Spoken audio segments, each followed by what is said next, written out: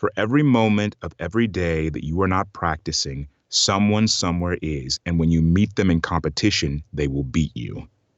Yeah, that's what it was. When Iké Amadi was in high school, his drama teacher, Miss Thomas, taped that motto to the classroom wall. She was the first person to introduce Iké to speech, debate, and forensics, which is competitive acting in high school. And that was fundamental for me. It wasn't that I turned into this crazy competitor, but it made me realize the value of putting in the time. Iké's brought that philosophy to acting and voice acting roles for Netflix films, video games, promos, commercials, animations, audiobooks, and narration. A human troll hunter. I've never hunted such game. This is Project Impossible. Oh, and he can do a pretty mean Darth Vader impression that's literally sent kids running. And this group of 5, 6-year-old boys just freaked out, ran to the other side, and for the next 20 minutes, none of them would look at me. They were scared out of their mind. I'm Doug Frazier, and this is What We Do, where we'll meet the people behind the most intriguing passions, hobbies, and jobs around the world. You're not the only one here because of him. Call came in about intruders inside the firebase perimeter. There is room for only one order of consciousness in the galaxy. Let's hunt him down. Yeah. Now I remember you, Scorpion. Loaded. A lot of people go, I want to be an actor. And it's like, well, what does that mean? And there's so many definitions and ways people look at it. But the way I look at it is the way I look at everything. Everything in life is a skill set. And so the way to learn a skill is to break it down to its most fundamental and then build layer by layer, day by day, until you get to mastery. When you're going into an acting role, how do you break that role down to its fundamentals? Let's say we're doing something that's like a character driven. Let me know if there's anything else I can do to help. I will. And thank you once more, Spider-Man. For me, one of the things that is just one of my, I guess, weird quirks is I like to know how they move. Do they have small feet? Do they have big feet? How do they move? And what's the intention behind their moving? And a lot of those things help me kind of begin to color, like I said, layer by layer. So I might start with thinking about their size and how that affects their vocal tone and quality, then add on top of that their intention, where they're coming from, and then add on top of that their history, whether it's affected or changed those things. Are they hurt? Are they angry? Do they fold fast? All those different things. And then on top of all that, I begin to think like, what's my view about it? I start to add myself, like my own experiences and how I look at things on top of that to give it sort of a unique quality. Every character is different and every sort of experience is different, but each one requires that layering piece by piece until you get to something like, oh yeah, okay, that works. But sometimes I do all that and it still doesn't work. Have you had any roles that have pushed you beyond your limits to the point where you thought, I don't know if I can even do this? Several. For Iké, failure, when used properly, is a tool. While some of us get caught up counting failures and risking death by 1,000 cuts, Iké springs forward. But how does he do it? Honestly, practice. I've learned if I will do my best and hopefully it works out, if I screw it up, I'll deal with the consequences and I'll do better next time. That simple. Coming from theater acting, Iké's first steps into voice acting were met with a major challenge: the inability for him to express a character through body language. In the booth, he's stripped of many of his acting tools he acquired from theater and is only left with his voice. Most of communication is nonverbal. What is it, 70%? And so being able to translate that 70% of nonverbal communication into verbal communication is definitely a specific skill. And it took time to learn the nuance of that skill. And he's practicing that skill all the time. In this scene from Netflix's short film collection, Love, Death, and Robots, Iké plays a platoon sergeant in an alternate reality version of the Army, where the fastest and strongest soldiers are werewolves. I need head counts from the rear. Copy that. Fire team leader, make sure your team is up. Yes, sir. What's the situation up there? Fuck if I know. Call came in about intruders inside the firebase perimeter.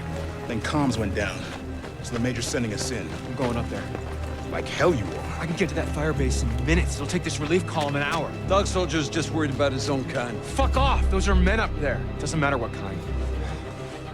Go. Well, we'll be right behind you, and we're plugging anything that comes down that hill on 4 legs.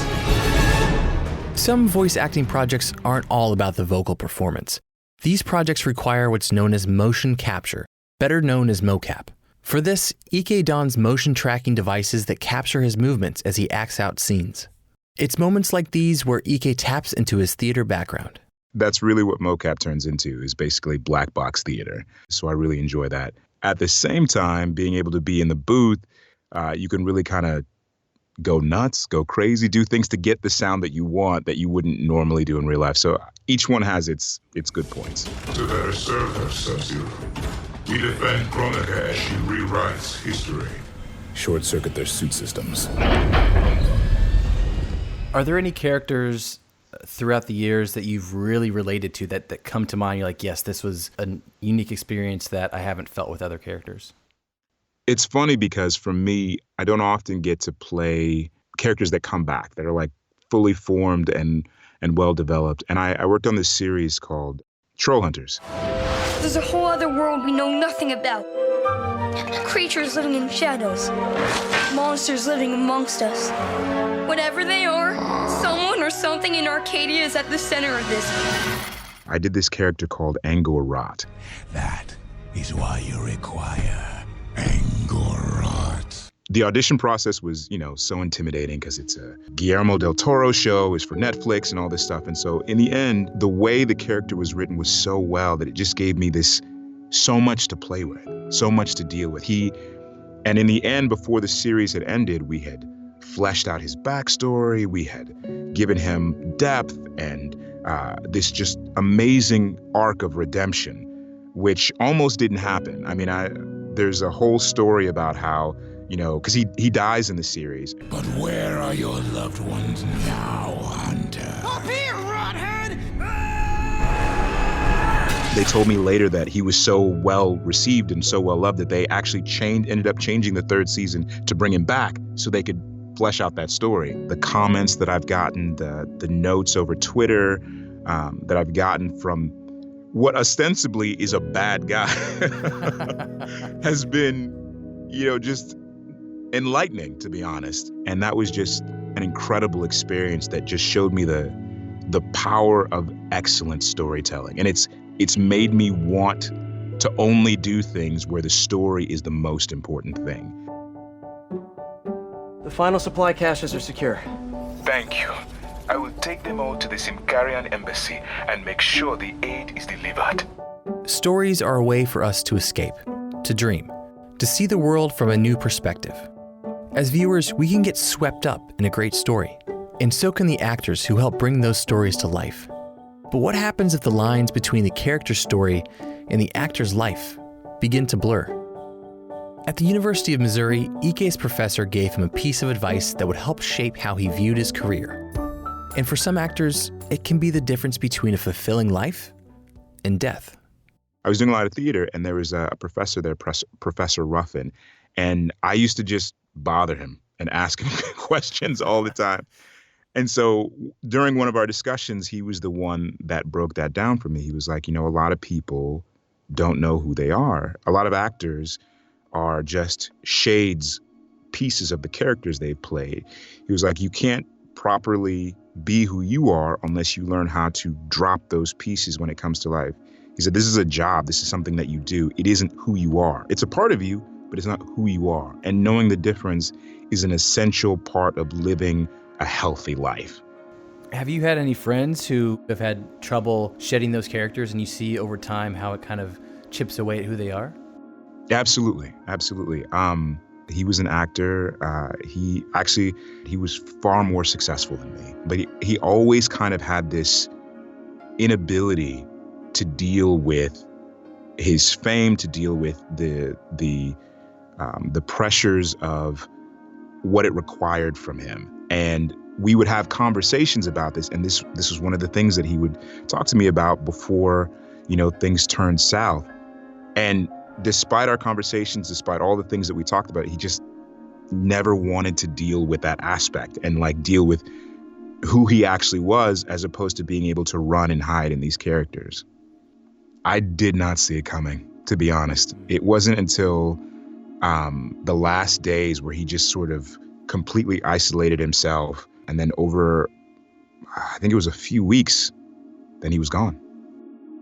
When I look back on it, I was like, oh, I see now. I could trace the steps of what was happening and the choices that were being made, and I go, oh, okay.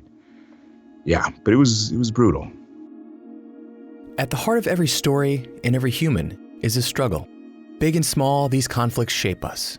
They can grip us with motivation or drag us down into their depths. After such a loss, and having experienced identity issues himself, Iké came out on the other side with a new perspective.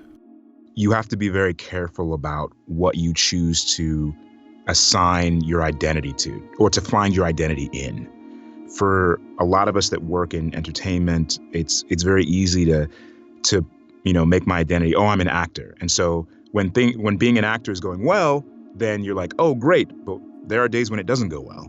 And so your identity falls or breaks based off of something external to you.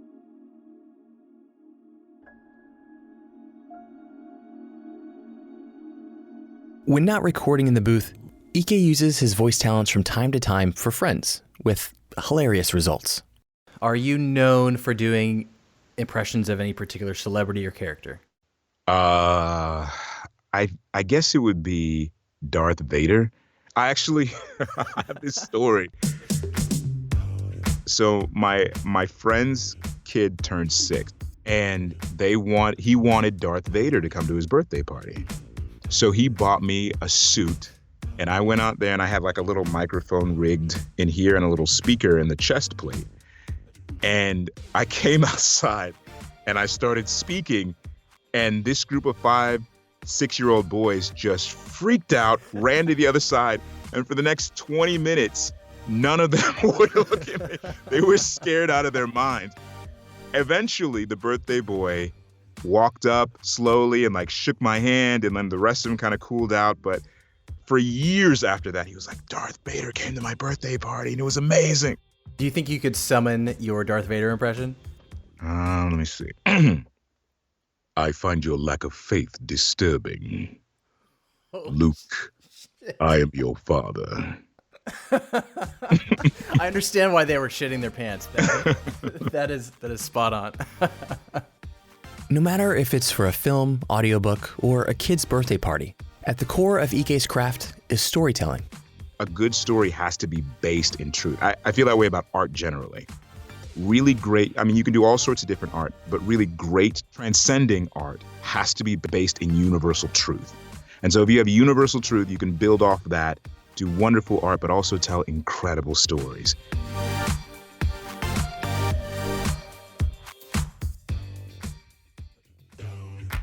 Hey guys, thanks so much for listening. Would you mind leaving a rating and review for the show? It only takes a moment and it's a huge help. And be sure to subscribe so you don't miss any new episodes. Until next time, stay curious. What We Do is produced by me, Doug Frazier, for WHRO Public Media.